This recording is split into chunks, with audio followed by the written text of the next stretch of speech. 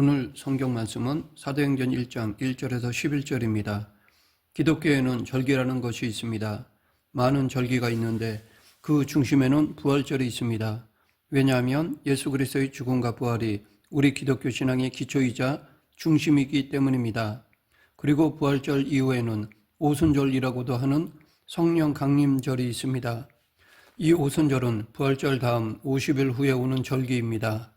다른 이름으로 77절이라고도 하고 이때쯤 되어서 밀을 추수하기 때문에 맥추절이라고도 합니다. 이 유월절과 오순절을 보면서 우리는 이런 질문을 할 수 있습니다. 부활절과 오순절 사이에 그 50일간에 무슨 일이 있었을까라는 것입니다. 다시 말해 부활하신 후 승천하시기 전까지 40일 동안 예수님은 무엇을 하셨을까입니다. 복음서에 보면 예수님께서 부활하신 몸을 제자들에게 보이셨습니다. 스승을 배반하고 시리에 빠져 있던 베드로를 만나셨고 다른 제자들과 함께 떡을 대셨고 마지막으로 의심하는 도마를 만나셨습니다. 그리고 40일 후에 승천하셨습니다. 그러나 복음서의 설명만으로는 40일간의 예수님께서 행하신 일에 대한 기록으로는 뭔가 부족한 감이 있습니다.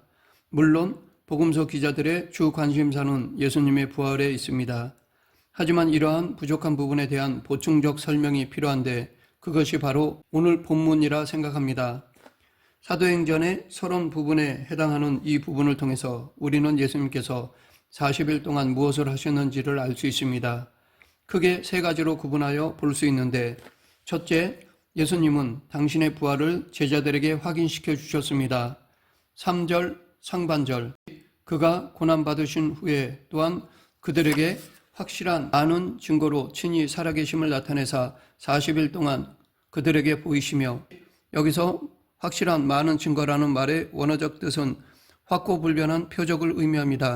이것은 곧 예수님께서는 의심하거나 부인할 수 없는 확고불변한 표적으로 부활의 확실성을 제자들에게 증명해 보이셨다는 것입니다. 부활하신 후 승천하시기 전까지 40일 동안 예수님께서는 그들에게 나타나 보이심으로 눈으로 확인하게 하셨습니다. 그리고 제자들과 더불어 말씀하셨습니다. 눈으로 볼 뿐만 아니라 예수님의 음성을 듣게 하신 것입니다. 그리고 그들과 함께 먹기도 하셨습니다. 음식을 함께 먹었다는 것은 예수님이 유령이 아니라 손으로 만질 수 있는 육신을 가진 분임을 확인시켜 주는 것이었습니다. 이처럼 예수님께서는 제자들의 오감을 통해 부활하심이 확인될 수 있도록 그들의 눈과 귀와 손에 몸소 자신을 보여주신 것입니다. 그래서 결코 당신의 부활에 대해 의심하거나 아무리 어려운 일을 당하고 핍박을 당하더라도 그 믿음이 흔들리는 일이 없도록 강한 믿음의 확신을 주신 것입니다. 예수님의 제자들과 교회에는 앞으로 모진 핍박과 고난, 순교의 잔이 놓여 있었습니다. 그들이 그러한 고난의 길에서 주저앉지 않고 담대히 예수님의 죽으심과 다시 살아나심을 증거할 수 있었던 것은 이러한 40일간의 부활 체험이 있었기 때문입니다. 그들의 눈과 귀와 손, 오감을 통해 확인된 부인할 수 없는 확고불변한 부활의 표적이 있었기에 그들은 흔들리지 않았고 이 부활 신앙으로 승리할 수 있었던 것입니다. 이것은 우리에게도 마찬가지입니다. 부활에 대한 믿음이 확고한 사람은 어떠한 상황 가운데서도 그 믿음을 저버리거나 흔들리거나 하지 않습니다. 부활에 대한 믿음은 우리 그리스도인들의 믿음의 기초이자 중심인 것입니다. 둘째, 예수님은 40일 동안 제자들을 훈련시키셨습니다. 3절 하반절, 하나님 나라의 일을 말씀하시니라. 하나님의 나라는 예수님의 사역의 핵심이었습니다. 공생의 기간 동안 선포하시고 가르치신 메시지의 요지가 바로 이 하나님 나라였습니다. 예수님의 공생의 첫 말씀이 회개하라 하나님 나라가 가까이 왔느니라 였습니다. 사람들에게 비유를 들어 말씀하신 것도 이것이었습니다. 하나님 나라를 무엇에 비유할꼬 혹은 천국은 이러하니라 라고 하시면서 하나님 나라에 대해 가르쳐 주셨습니다. 이 천국 복음 전파의 일을 부활하신 후에도 하셨습니다. 부활 이후에도 계속해서 하나님 나라에 대해 가르치시면서 하나님 나라의 일꾼으로 제자들을 훈련시키셨던 것입니다. 사실 이때만 해도 제자들은 예수님의 가르침을 제대로 이해하지 못했습니다. 비유로 말씀하실 때도 그것이 무엇을 뜻하는지 몰랐고 하나님 나라가 어떻게 이루어지는지 하나님 나라는 어떤 것인지에 대해서도 제대로 이해하지 못했습니다. 그런데 예수님께서 죽으시고 다시 살아나신 것을 체험한 후에는 훨씬 명확하게 그 의미를 알게 되었을 것입니다. 예를 들면 마태복음 13장 31, 32절에 보면 겨자씨 비유가 나옵니다. 또 비유를 베풀어 가라사대 천국은 마치 사람이 자기 밭에 갖다 심은 겨자씨 한 알 같으니 이는 모든 씨보다 작은 것이로되 자란 후에는 나물보다 커서 나무가 되매 공중의 새들이 와서 그 가지에 깃들이느니라. 처음 이 비유를 들을 때 제자들은 잘 이해하지 못했을 것입니다. 그러던 것이 예수님의 부활을 체험하고 나니까 그 의미가 명확하게 깨달아졌을 것입니다. 학자들의 연구 결과 예수님 당시에 비유로 사용하셨던 겨자는 다년생 풀에 해당됩니다. 꽃 모양을 보면 유채와 비슷하게 생겼습니다. 그런데 유채 꽃 아래에 신앙이 있고 겨자는 그렇지 않습니다. 겨자는 좀 더 줄기가 얇고 대신 무리를 지어 자랍니다. 크기는 크게 자라면 약 2m 가까이 큽니다. 그런데 문제는 예수님의 비유에서는 겨자씨가 자라 나무가 된다고 하였습니다. 여기서 제자들에게 이해가 안 되는 부분이 있습니다. 예수님은 당시 모든 사람들이 알고 있고 바로 앞에 눈에 보이는 겨자를 비유로 드시면서 하신 말씀이 그 씨가 자라 다른 나물보다 커서 나무가 된다고 하셨습니다. 그러했기에 모두가 의아해했을 것입니다. 아니 겨자씨가 자라 나무가 된다고? 겨자씨 잘 자라봐야 2m인데 어떻게 나무로 자란다는 거야? 라고 생각들을 했을 것입니다. 그러면 예수님은 모든 사람들이 다 알고 있는 겨자인데 왜 이렇게 비유를 하셨을까요? 당시 사람들에게 있어 상식적으로 알고 있던 겨자는 그 크기가 다 자라도 2m밖에 되지 않는 다년생 풀입니다. 대개 물이 져서 피기 때문에 그 안에 새들이 깃드는 것은 사실이지만 겨자 위에 새들이 앉을 수는 없습니다. 예수님은 그들이 가지고 있던 상식을 깨뜨린 것입니다. 그러하기에 이 말씀은 이런 의미라고 볼 수 있습니다. 너희들이 알고 있는 겨자는 자라야 2m지만 하나님 나라는 너희가 알고 있는 상식을 뛰어넘는다. 그래서 너희는 겨자를 보며 기껏 자라봐야 2m라고 생각하겠지만 하나님의 나라는 너희의 상식을 뛰어넘어 큰 나무가 된다. 이런 의미로 말씀하신 것으로 보여집니다. 하지만 제자들은 당시 이 의미를 깨닫지 못하였습니다. 그런데 예수님이 부활하시고 나서 계속해서 하나님 나라의 일을 말씀하실 때 제자들은 예수님께서 하신 이 겨자씨 비유의 의미를 깨달았을 것입니다. 이 비유의 의미처럼 실제로 하나님의 나라는 예수님을 따르는 소수의 무리에 의해 시작되었습니다. 모진 박해가 있었습니다. 그러나 결국 그것이 자라나 사람의 예상과 상식을 깨고 큰 나무가 되어 수많은 영혼들이 들어와 안식하게 되었습니다. 예수님과 12제자 그리고 소수의 무리들로 시작된 하나님의 나라는 지금 세계로 확장된 것입니다. 이 비유를 현실로 만드는 힘은 바로 예수님의 부활입니다. 그 부활의 생명력, 부활의 소망이 겨자씨를 나무로 만드는 능력이 되는 것입니다. 제자들은 부활 이후 이러한 사실을 비로소 깨닫게 된 것입니다. 그러하기에 그들은 하나님의 나라를 전파하고 하나님의 교회를 세워나가는 일에 전념할 수 있었고 행여 핍박과 어려움이 있다 하더라도 좌절하거나 실망하지 아니하고 더욱더 하나님의 나라의 일에 헌신할 수 있었습니다. 왜냐하면 그들에게는 지금은 비록 미약하나 후에는 큰 나무가 될 겨자의 비전을 가지고 있었기 때문입니다. 부활은 어떤 면에서는 비전이라고 할 수 있습니다. 꿈이라고 할 수 있습니다. 1차적으로는 우리 역시 주님과 같은 모습으로 다시 살아날 것이라는 소망이 있습니다. 그리고 2차적으로는 이 땅에 하나님의 나라가 이루어질 것이라는 소망이 있습니다. 부활하신 예수님을 통해 이 땅에 하나님의 나라가 시작되었고 예수님을 믿고 따르는 이들을 통해 하나님의 나라가 확장되고 그리고 마침내 다시 오실 예수님을 통해 이 땅에 하나님의 나라가 완성될 것입니다. 그 소망, 그 비전이 우리에게 있습니다. 지금은 겨자씨 한 알처럼 미약하지만 우리를 통해 많은 영혼들이 주님께 돌아올 것이고 우리를 통해 하나님의 놀라운 일들이 일어날 것입니다. 셋째, 예수님은 제자들에게 성령의 약속을 주셨습니다. 4절 5절 사도와 함께 모이사 그들에게 분부하여 이르시되 예루살렘을 떠나지 말고 내게서 들은 바 아버지께서 약속하신 것을 기다리라. 요한은 물로 세례를 베풀었으나 너희는 몇 날이 못되어 성령으로 세례를 받으리라 하셨느니라. 예수님은 공생의 기간 동안 여러 번 성령에 대해 말씀하셨습니다.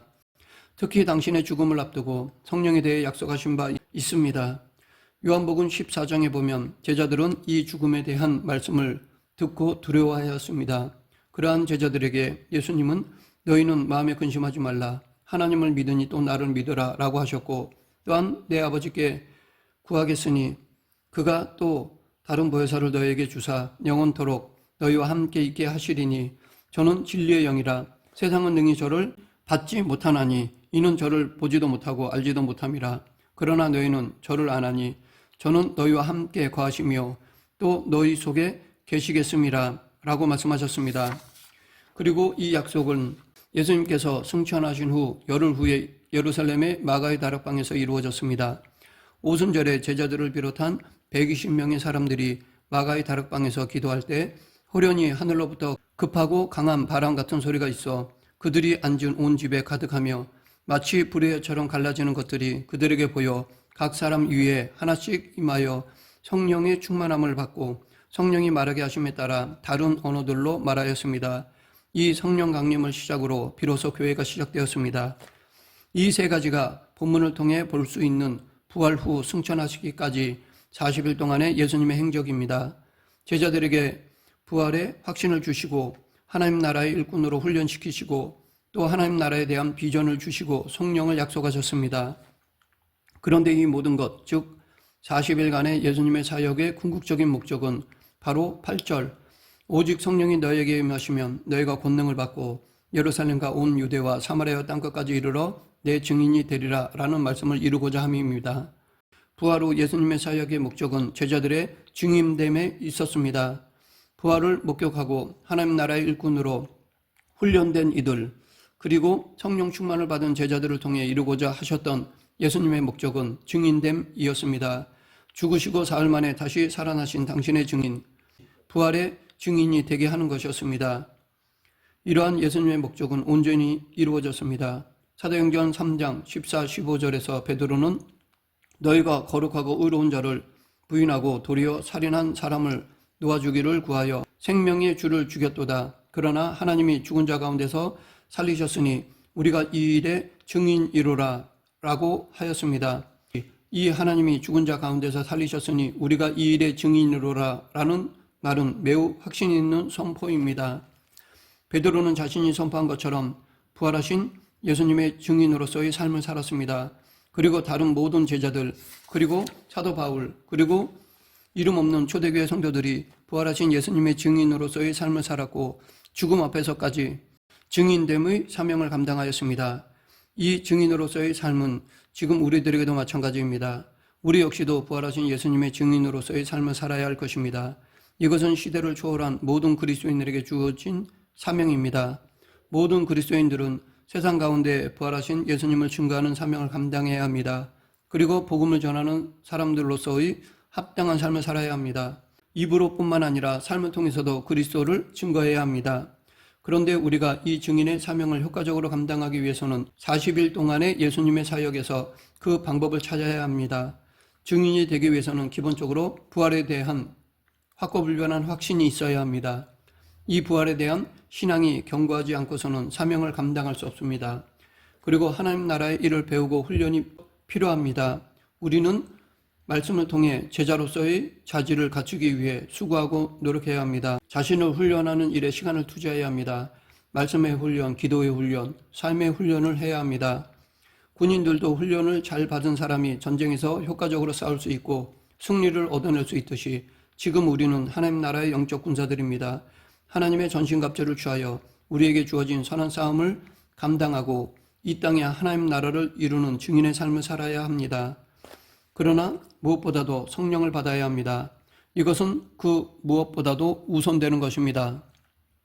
그러하기에 예수님도 제자들에게 세상에 나가 증거하기 전에 이 성령의 임하심과 성령의 권능을 받도록 하신 것입니다.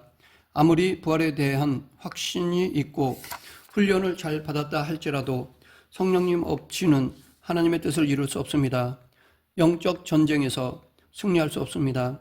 성령의 능력을 받을 때 예수님께서 말씀하신 것처럼 우리는 예수님이 하셨던 일을 할 뿐만 아니라 그보다 더 큰 일을 할 수 있습니다. 말씀을 맺겠습니다. 예수님은 제자들을 당신의 증인으로 세우고자 부활하셔서 40일 동안 제자들과 함께 하셨습니다.